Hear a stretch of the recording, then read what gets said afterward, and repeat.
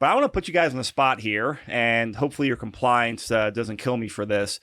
But I'm going to run a scenario through here. I come to you as a 40-year-old guy. I have a wife. She's a veterinarian, W-2.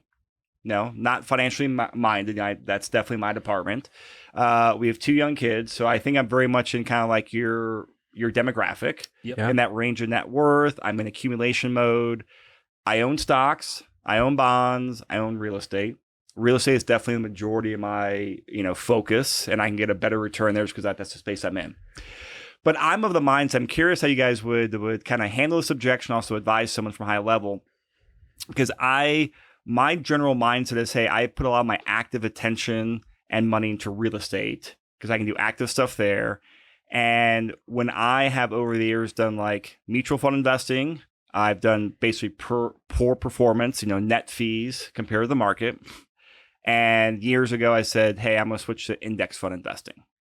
And I've always kind of done a set and forget it index fund investing, in 401ks, IRAs, typical, nothing sexy, but just they're Vanguard, broad market index funds. Not sexy, but all the typical cult. Advice. That's like a cult. Do you have a tattoo, a VOO tattoo? No, just the bobbleheads is all I have. Oh, okay. of Bogle. No, so but I kind of go towards just like I'm a keep it simple, stupid person. And so obviously I am probably more active financially than a lot of people are. But I'm kind of curious. Someone of that profile comes to you, and I have a bunch of stocks and bonds. And I said, I kind of follow the Warren Buffett rule. About 90%-ish is in index funds. About 10%-ish is in bonds and cash in that portfolio. Give or take, 5 or 10% right now in the market. But I kind of just follow that rule of thumb for like high risk, high reward, high accumulation. So I come to you with that kind of high level scenario. I'm kind of curious, like your breakdown process and how you take that stocks and equity side and start like parsing out for some of that. Say I'm high risk, but I also, from my own experience, I'm a big believer in kind of like high level set and forget it funds and investments. How's that parlay over to like creating more wealth in stocks? Because I want returns. I love it. So they're doing paper, rock, scissors over here. See, it's a new dynamic for us. We're usually the only two having a conversation. Now and I always feel bad because when we started the podcast with me and Austyn, he was an intern out of college and didn't know anything about financial planning. So it was me just talking and then Austyn doing nothing. And now we're at the point where he is at least 50% of the podcast. Yeah. And I'm trying to make sure I don't talk over him. But I'll answer your question first, and then Austyn, you can take I'll give my perspective too, because it's different. We all have different processes. I would say the first thing I'm going to take a step back, and the purpose of what's the purpose of financial planning? For me, the purpose of financial planning is to have your money serve you so that you can live the life that you want. And what Denver Wealth Management has boiled that down to is what we call people, place, and purpose. Yep. We have found that if you have as much money as you could ever possibly want, or if you are completely broke, the main thing that affects your happiness is neither of those factors. It's, do you have the people in your life, live in a place that offers what you need, and find purpose in your life. And for some people, purpose is like religion or spiritual, and some people it's family, and you stay home with your kids. For me, it's definitely like career and business. For some people, purpose is fly fishing and skiing as much as possible. Like one of my very close friends works at a noodle factory. I mean, now I know I'm going to make him listen to this podcast, but he because he wants to ride his bike and get tattoos and play video games.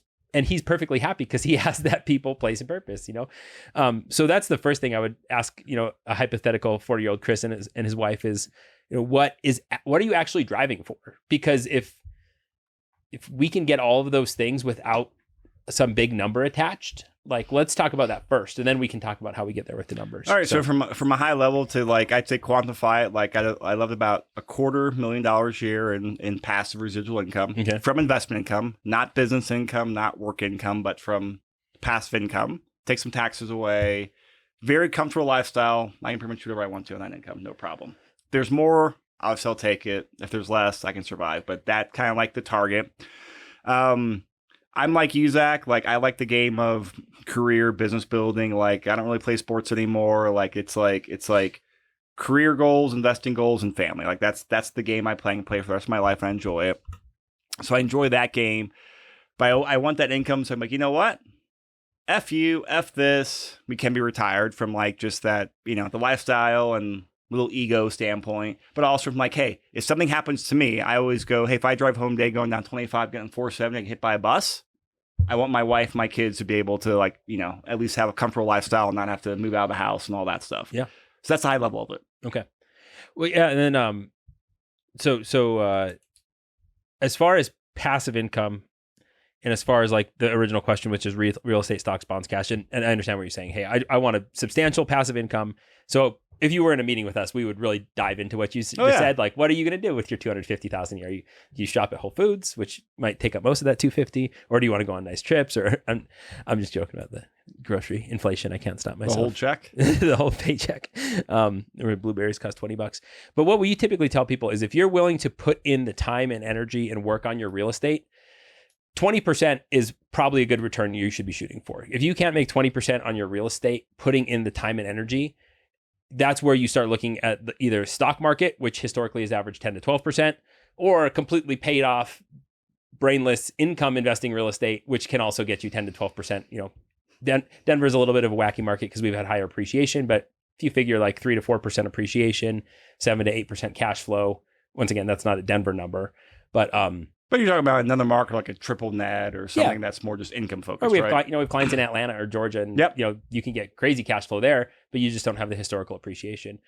So for a person like you, I'd start with your goals. What are you going for? Okay, we're going for substantial passive income. How hard are you willing to work? I'm Chris. I'm driven. I'm going to work my butt off. Okay, real estate, putting in the time and energy and building the relationships and sourcing the deals and finding the financing. You can make way more than you can make in the stock market historically. Especially if you use leverage, especially if you're running your real estate like a business. I would argue it ceases to become passive income at that point because it's very active if you're involved in the inspections and the brain power of finding the tenant or whatever it might be. But a person like you who that could be their career, I would say, awesome, man, go for it. You will certainly make more in real estate than we will make in the stock market for you.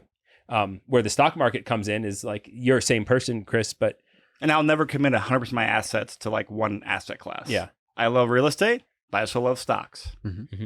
But if you're a lawyer, or a doctor is a good example. Like if you're a doctor and you're in you're a surgeon and you're in surgery 60 hours a week, you can't really be an active real estate investor. Correct. I mean, it is impossible unless you have nothing else going on. So that person, you can either be a passive real estate investor, which some people are just like born with that real estate gene. They just love real estate and they want real estate. And you're probably one of those guys. They just love it. I love it too. That's my financial plan. But for a lot of folks like that, we'd just buy stocks, and we buy a lot of indexes. There are some categories where we can find things that do better than indexes historically.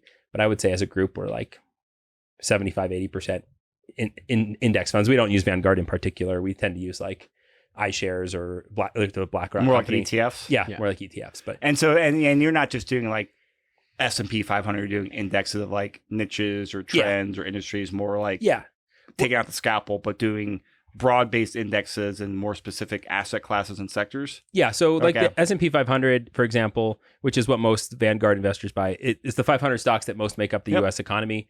It's a good thing to buy and hold because even though it's a buy and hold investment, it actually gets rebalanced every quarter, which a lot of people don't realize. There is a committee that chooses what goes in and out of the S&P 500. And because of that, it's actually kind of like a constantly evolving investment. It's passive for me. Well, that's why I like it. Set and forget it. Yeah, you can set it and forget it.